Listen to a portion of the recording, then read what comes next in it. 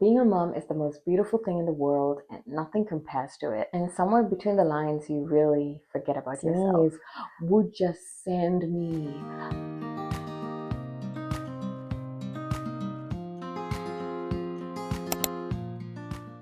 I gained over 50 pounds during my first pregnancy, and most of the fat that I gained was not even during the pregnancy. Hi, I'm Sadika. I'm a first-time mom, and I'm currently 7 months postpartum. I'm going to be sharing my postpartum fitness journey here on my channel, and I'd love to take you guys along from the beginning. In this video, I'm sharing with you guys my 3-step plan that I'll be following to lose the weight, lose fat, build muscle, and really feel like myself again. And if you're a mom who's been waiting for a sign to get started, consider this your sign. Let's do this together. Okay, let's just dive into how I actually gained this weight. I used to be fit and just a whole lot lighter than I am now, and I used to train at least 5 times a week. I used to do my cardio and I felt really good. So during my pregnancy, I lifted as well. I tried to stay active, but the first 3 to 4 months, I did not do anything. I was constantly nauseous and I was throwing up a lot more than I did anything else. So the last thing on my mind was to pick up some dumbbells to work out.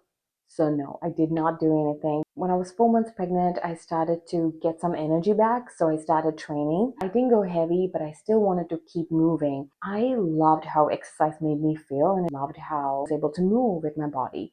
Of course, I did get my clearance from my healthcare provider. I did eat pretty well as well. I did, however, have my cravings. For the most part, I did eat well, and I trained at least 3 times a week. So silly me, as a first-time mom, I thought if I trained well, I would just lose all the weight fast and just look like myself very soon after giving birth.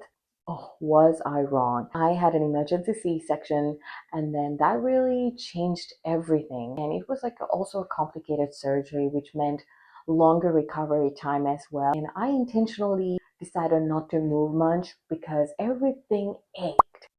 If you had a C-section, you would know how it's like. I couldn't even lift my baby from the crib, like my entire back would ache.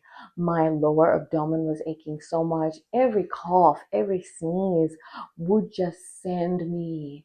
When I first saw myself in the mirror, oof, it was so bad. I still remember the first time I saw it. I was crying for days and I could not come into terms with my body, and I didn't want to accept how I looked. That was some of my darkest days in my life. As a first-time mom, I thought that I had to eat often to maintain my milk supply. For me, breastfeeding was so important.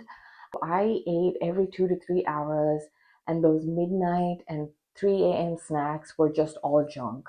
And that's all I did. I was eating constantly and I was just confined to my little room, and that was it.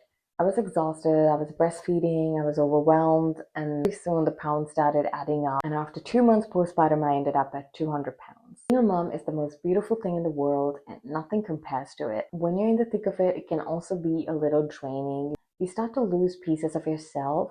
Routine changes, your body changes, and your identity, the way you view yourself, everything changes. And somewhere between the lines, you really forget about yourself. And I think a lot of you moms can agree to it. And for me personally, if I don't move, I don't feel good. And I knew that I had to take action. I had to lose the fat to feel like myself again. And I know feeling like yourself again, like your pre-pregnancy self, will not come back. But what I mean by feeling like myself again is that at least losing the fat and having that confidence in my body. That's what I want to achieve with my postpartum fitness journey. So for the next 90 days, I'll be committing to this journey and I'll be taking you guys along with me. If you are also trying to get fit just like I am, comment down below and let's support each other. So let's get to the 3-step plan now. Number 1 is going to be the training aspect. I'll be following a 3-day split. The easiest way for me to stay committed to this is by following a full body plan. I'll be doing 3 times a week of full body strength training sessions.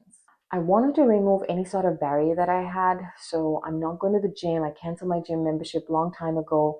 I bought a few pairs of dumbbells and I created a little workout space where I'll be doing all my workouts. These workouts are just going to be like 30 to 45 minutes. I don't have time to spend 1 hour or more. I can only get my workouts when my baby's napping, so sometimes it could be 20 minutes or 30 minutes, but the goal here is to stay consistent and get some sort of movement. Other days, I might go out for a walk with my baby. I must move my body to like a walking workout on YouTube, or simply just dance in front of my baby, something to get my body moving. Some of my favorite YouTube channels are Sydneycummings. I love her so much. I've been following her channel for the longest time.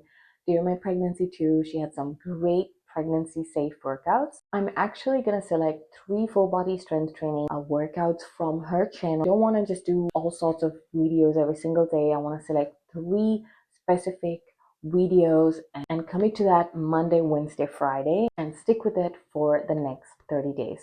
I also like growwithjo. She has great workouts for walking and getting your steps in, which are very low impact, great if you're trying to lose weight. Number 2 is the nutrition aspect. Nutrition is so much more important than anything else. Even if I train so hard and I'm not eating well and I'm eating so poorly, then all of this is just going to waste. So I'm doing an 80-20 rule. 80% of whole foods, whole nutritious foods like ground beef, chicken, broccoli, potatoes, sweet potatoes, green beans, lots of protein, lots of fiber, and also prioritizing on hydration.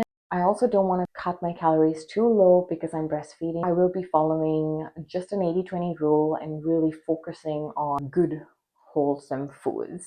For the 20%, I'll be keeping myself for everything that I really like. If I want to have a pizza, I'll have it. If I want to have a cupcake, I'll have it. But the goal here is just having 80% of whole nutritious foods and 20% for my occasional sweet treats and everything in between.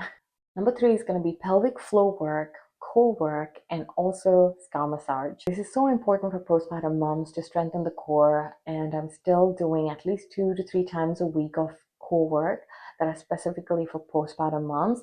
There are some great channels on YouTube that provide this sort of workout. I suggest following Lauren Fitter, Nourish Move Love, and there's another channel called Postpartum Fitness TV, I believe. Link down in the description below if you're interested in following the same as I am. Scalp massage is also very important for a C-section mom because it's so important to break the scar tissue that is lying under the skin. When that scar tissue builds up, that's when you're more prone to having that C-section shelf. So that's the 3-step plan. But apart from this, I'll be tracking my progress. I'm a very visual person, so I created a big board with my name and all their days. I'll be tracking my progress weekly, and I'll take you guys along on how much I'm losing 30 days, 60 days, 90 day 1, and I'm committing to it.